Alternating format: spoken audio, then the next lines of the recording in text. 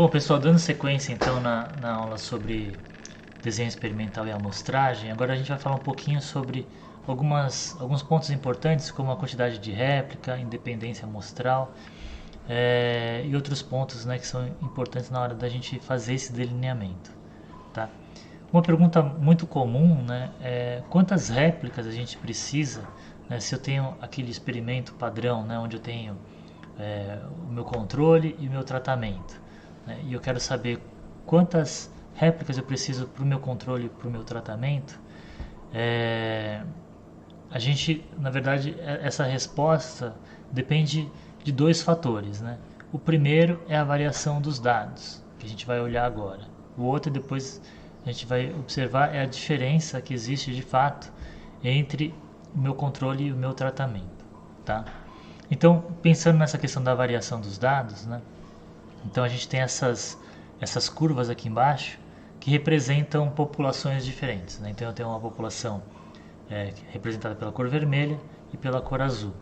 Né? Qual é a diferença que existe entre esses dois gráficos, né, que a gente está observando aqui? Na verdade, né, se a gente observar aqui tanto do lado esquerdo quanto do direito, os valores médios para as populações, né, do vermelho e do azul, eles são iguais. Né? Então, aqui, por exemplo, a média para o vermelho é 40, aqui também é 40. Aqui é 60, do lado direito também é 60. Tá? A diferença que existe, na verdade, é a variabilidade que existe dentro de cada uma dessas populações. Tá? Então vamos supor, né, que a gente gostaria de verificar se existe diferença entre a diversidade de espécies, né, de fauna do solo numa área de agricultura convencional com o sistema agroflorestal, por exemplo. Tá? Se essa diversidade do solo, né, ela for a variação, né, ela for pequena, ou seja, cada vez que eu tiro uma amostra de solo e eu quantifico essa diversidade, essa variação é muito pequena, ou seja, vamos supor que eu tenho ali, né, nesse caso aqui específico, né, eu tenho uma média de 40, mas eu tiro uma amostra, uma hora ele tem um valor de 35, outra hora tem um valor de 42, a outra hora tem um valor de 49, ou seja, tudo muito próximo aqui do 40. Isso significa que tem uma variação pequena. Eu posso ter a mesma coisa, apesar dessa diferença aqui, mas a variação também ser pequena para essa outra amostra aqui de cor azul. Tá? Ou seja, todas as amostras que eu coletar de solo, eu vou encontrar valores que estão próximos de 60 nesse caso aqui.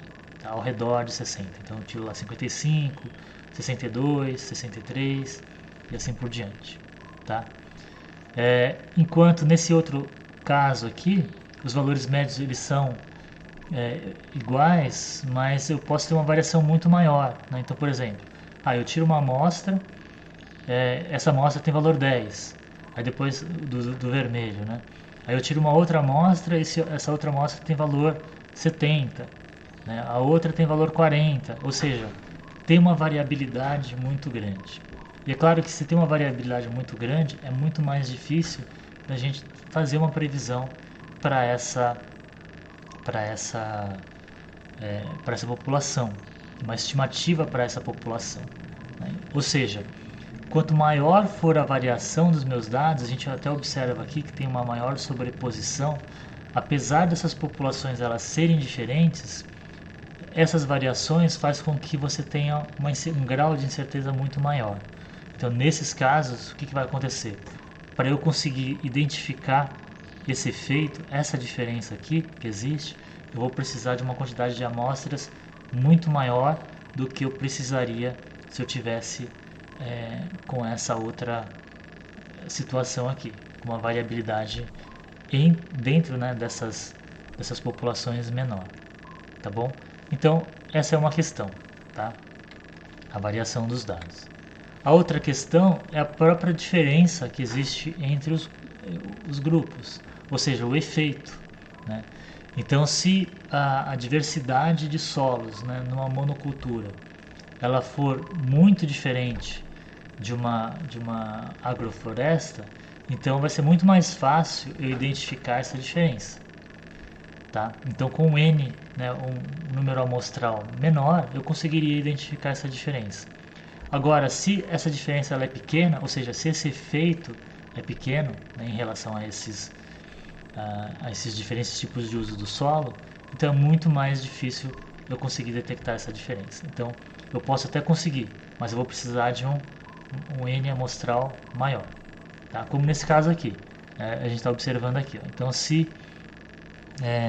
nesse caso aqui, se a gente observar a variação, né, tanto desse lado esquerdo quanto do direito, ele é parecido, né? A gente observa que as curvas, né, elas são muito similares, na verdade são iguais, né? No entanto, o efeito nesse caso é diferente, né? Então, por exemplo, no caso aqui do azul, a média é 60 e no vermelho a média é 50. Nesse outro caso aqui, do azul ele está próximo do 80, aqui vai ser 70 e pouco, e o vermelho ele vai estar próximo do 20, né? Vai estar com 20 e poucos em termos de valores, tá? Ou seja, a diferença que existe entre esses dois grupos aqui é muito maior, tá? Ou seja, com n menor eu já conseguiria detectar essa diferença. Enquanto nesse caso aqui eu precisaria de um n muito mais alto, né, coletar muito mais amostras para eu conseguir detectar essa pequena diferença que a gente tem aqui, tá bom? Então, essa questão da quantidade de réplicas, ela vai depender desses dois fatores. A variação dos dados, quantos dados estão variando, quanto maior a variação, maior a quantidade de réplicas que a gente vai precisar, e do efeito que tem, né, o nosso tratamento em relação ao controle. Ou seja, quanto maior for esse efeito, menor a quantidade de réplicas que a gente precisaria. Tá? Bom, e aí para a gente determinar essa quantidade de réplicas, né, a gente precisa nos embasar em alguma coisa. Né? Então, a gente tem algumas formas, né, que a gente poderia então fazer essa estimativa, porque a gente precisaria ter uma estimativa tanto, né, desse efeito quanto dessa variabilidade. Né? Então, para a gente ter essa estimativa, a gente poderia fazer um teste piloto. Né? Ou seja, a gente poderia coletar algumas amostras antes de realmente aplicar a metodologia, né, para todas as amostras que a gente tem, para a gente poder então chegar nesse valor. Então a gente vai lá, coleta uma certa quantidade de dados e verifica então como que varia, né, esses dados e qual que é o efeito que existe, a diferença que existe entre o nosso tratamento e o nosso controle. Tá? Então seria uma forma de fazer. É claro que isso exige mais tempo, né? A gente precisaria ter o tempo do piloto para depois fazer uma análise e aí depois ir para o campo novamente para coletar o restante das amostras, né? Mas é uma forma de se fazer. Outra forma seria estimativas a partir de dados da literatura. Né? Então, se você está estudando, por exemplo, no caso a gente estava falando sobre a questão de diversidade do solo. Né? Então a gente pode buscar na literatura como que é a variabilidade dessa diversidade, né, em outros estudos, para a partir daí então a gente ter uma ideia do quanto que varia essa diversidade, né, em sistemas de monocultura, em sistemas agroflorestais, né, e o quanto que é essa diferença que existe. E aí então a partir daí a gente faz uma estimativa do quanto aproximadamente a gente precisaria, né, de coletar em termos de amostras para a gente de fato conseguir verificar essa diferença. Tá? Então seria uma outra forma de se fazer. E o Gotelli e Ellison, eles ainda indicam essa regra dos 10, né, onde o que eles argumentam é que para cada categoria, cada tratamento que você tem, né, ou para cada categoria dentro desses tratamentos, você tenha pelo menos 10 amostras. Né? Esse é um número que eles indicam, né, a partir de experiências, né, relacionadas a estudos em ecologia, indicando que muitas vezes esse número vai ser o suficiente para responder as suas perguntas. Né? Então, se você tem Nesse caso, né, a gente estava falando de sistemas agroflorestais e sistemas de monocultura. Então a gente precisaria de 10 amostras em um sistema e 10 amostras em outro sistema. Se a gente tivesse um terceiro sistema, né, alternativo, por exemplo, agricultura orgânica, né, então seriam mais 10 amostras que a gente precisaria incorporar na nossa coleta, tá bom?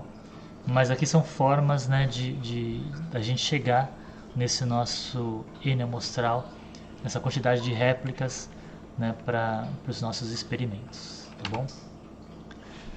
Bom, um outro ponto importante, né, que a gente tem que levar em consideração é a questão da independência entre as amostras, né? O que significa essa independência entre as amostras? Significa que as observações que você faz, né, a partir de uma determinada amostra, ela não vai influenciar as outras amostragens, tá? Então, por exemplo, né, a gente aqui tem esse desenho, né, de um fragmento onde você tem uma área de borda, né, que está aparecendo mais clara aqui, e uma área de interior. E vamos supor que a gente gostaria de saber se a taxa de predação de ninhos, né, de ovos, é mais alta na borda em relação ao interior, né? Pela borda estar mais exposta, a gente quer saber se isso faz com que você tenha um grau de predação maior do que no interior, tá? E aí você tem os predadores, né, que vão consumir esses ovos aqui, tá? Então a gente poderia, por exemplo, né, fazer um experimento manipulativo onde a gente faz diferentes ninhos e coloca ovos de codorna, por exemplo, nesses ninhos, né? E aí a gente espalha esses ninhos tanto na borda quanto no interior, e aí a gente vai quantificar quantos ninhos foram predados, tá? Então vamos supor que a gente colocou esses ninhos aqui nessa borda, só que a gente colocou os ninhos todos numa determinada faixa, todos alinhados, né? E vamos supor que esse predador ele tem encontrado esse padrão, tem percebido esse padrão, ou seja, ele veio aqui consumir os ovos que estão aqui. Aí depois ele andou mais um pouco, consumiu os ovos que estão aqui. Ou seja, ele começou a fazer essa busca nessa linha, né, como foram colocados, dispostos esses ninhos, tá? O que vai acontecer? Isso significa que se ele encontrou um ninho, a probabilidade dele encontrar o segundo ninho vai ser maior, porque ele entendeu essa lógica da disposição desses ninhos, tá? Ou seja, você não tem uma independência na taxa de predação de um ninho em relação ao outro. Um está influenciando a probabilidade de haver mais predação no próximo ninho. Ou seja, nesse caso, o que estaria acontecendo? A gente estaria superestimando, né, a taxa de predação que acontece nas bordas, né, em relação ao interior. Vamos supor que no interior não tivesse isso, no interior tivesse uma disposição mais aleatória, por exemplo, tá? Ou seja, nesse caso, essa maior taxa de predação não é por causa da questão da borda em si, mas sim por causa dessa dependência espacial que existe entre esses ninhos. Então, como é que a gente faz para evitar essa dependência? Nesse caso, o melhor a se fazer é afastar o máximo possível esses ninhos em relação a essa borda, tá? Aos outros ninhos, aliás, desculpa, aos outros ninhos, né? Quanto mais afastados um for do outro, melhor. E nesse caso, né, novamente, se a gente gostaria de generalizar mais, o que a gente teria que fazer? Pegar não só um fragmento florestal, por exemplo, claro que poderia ter um fragmento muito grande, né, que poderia dar essa independência também, mas o que a gente poderia fazer é pegar então diferentes fragmentos, né, em diferentes situações, e colocar então ninhos na borda e ninhos no interior nesses diferentes fragmentos, tá? Com isso também a gente conseguiria fazer uma generalização maior, né, porque a gente ia mostrar que não acontece só nesse fragmento específico, mas essa taxa é inerente a qualquer fragmento, né, que estejam dentro de uma determinada região, por exemplo. Tá bom? Então, essa questão da independência, ela é muito importante, né, e boa parte das análises estatísticas, né, que a gente faz, um dos pressupostos é justamente esse, de que as amostras elas são independentes, tá? Então aqui só para mostrar um outro exemplo, né? Então aqui a gente tem o Parque Estadual do Morro do Diabo e a gente tem várias propriedades, né, no entorno do Morro do Diabo, né? E vamos supor que a gente gostaria de saber se o estado sanitário dos animais domésticos que acontecem nessas propriedades está relacionado com a proximidade de áreas florestais, tá? Então, por exemplo, né, eu tenho aqui uma propriedade, então vamos supor que eu tenho, nessa propriedade eu tenho os animais domésticos, né, que as pessoas criam. Nessa outra propriedade, ao lado, eu também vou ter outros animais domésticos, né? E aí então eu poderia fazer coletas, né, de sangue, de saliva, de ectoparasitas desses animais para saber se possíveis doenças, né, ou possíveis vetores de doenças que acontecem nesses animais domésticos, se eles podem ser provenientes, né, dessa área de floresta, por exemplo, tá? Então é claro que que acontece, né? Se eu pegar duas propriedades que estão adjacentes, o que vai acontecer? Pela proximidade dessas propriedades, se eu peguei uma propriedade e de fato eu encontrei, né,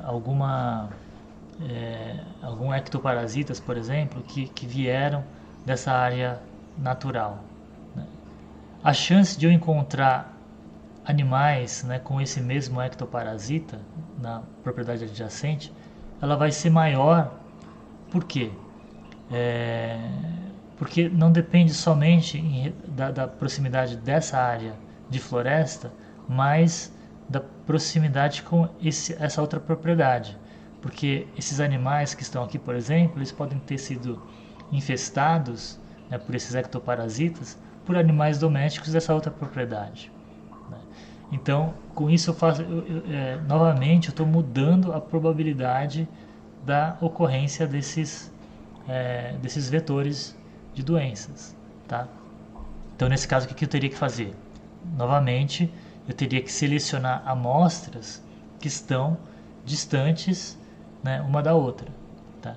Inclusive, né, selecionando não só o Morro do Diabo, né, o Parque Estadual do Morro do Diabo, mas selecionando também outros fragmentos florestais que estão próximos também de outras propriedades, que é justamente para a gente poder ter um poder de generalização maior, tá? Porque, novamente, se a gente pegar só propriedades que estão no entorno do Morro do Diabo, apesar de ser uma unidade bastante grande, né, o nosso grau de generalização ele vai ser menor, porque está tudo relacionado com essa unidade específica, tá? E não com outros fragmentos florestais que possam acontecer nessa região, tá bom? Então, esse é um ponto importante também a ser considerado. Bom, e além disso, né, a gente tem que ficar atento a outros fatores que podem estar influenciando na nossa amostragem e que às vezes a gente não se dá conta, né, e pode atrapalhar bastante essa amostragem. Então, por exemplo, né, aqui eu estou representando, né, uma área montanhosa, né, onde a gente tem aqui, por exemplo, as nascentes dos rios, né, esses rios então eles estão se encontrando aqui e passam por essa área mais plana, tá?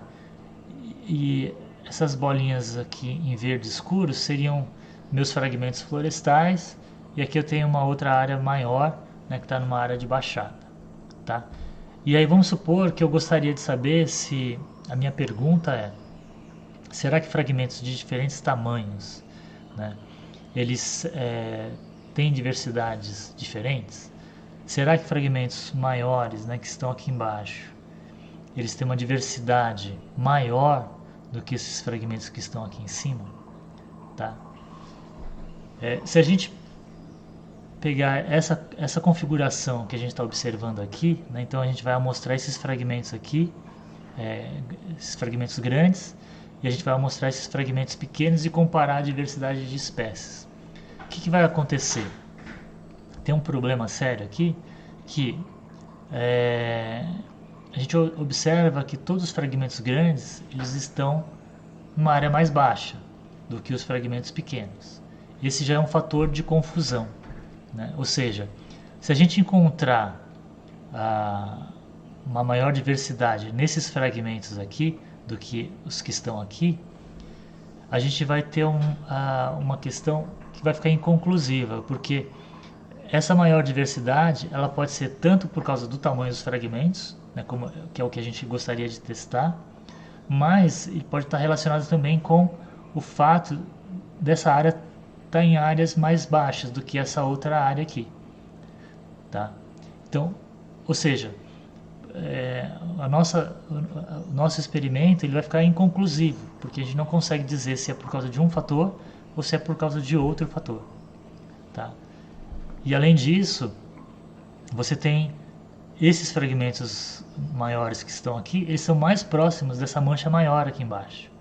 Então, ou seja, isso também pode ser um outro fator que está influenciando na riqueza de espécies aqui. E aí, novamente, a gente não vai saber se é por causa, se a maior diversidade que a gente encontra aqui é por causa da gente ter realmente tamanhos maiores de fragmentos, ou se é por causa da maior proximidade a essa grande mancha aqui embaixo, tá? Fazendo com que nossos dados fiquem inconclusivos e aí a gente não consiga definir realmente qual que é a causa dessa maior diversidade. Nesse caso, o que a gente precisaria? A gente precisaria de uma situação mais ou menos como essa daqui, né? Onde você tem tantos fragmentos grandes quanto pequenos distribuídos em diferentes altitudes e também a diferentes distâncias dessa mancha maior, tá? E aí, se a gente conseguir então coletar informações que estão distribuídas nesses fragmentos, o nosso desenho é muito superior do que o que a gente tinha anteriormente. E aí sim a gente consegue responder se essa questão, né, do tamanho do fragmento é uma questão importante, apesar de todas as outros fatores, outras variações que você tenha nessa paisagem, tá bom? Então esse é um ponto super importante e às vezes nesse caso é relativamente claro, mas nem sempre esses fatores de confusão eles podem estar muito evidentes, né? Então é muito importante a gente tentar perceber esses fatores que podem influenciar nos nossos resultados, tá? Bom, pessoal, era isso que eu queria mostrar nesse momento. E então depois a gente vai ter o próximo vídeo. No último vídeo a gente vai falar um pouquinho então sobre os diferentes tipos, né, de desenho amostral que a gente pode ter para coletar os nossos dados, tá bom? Até o próximo vídeo, até mais.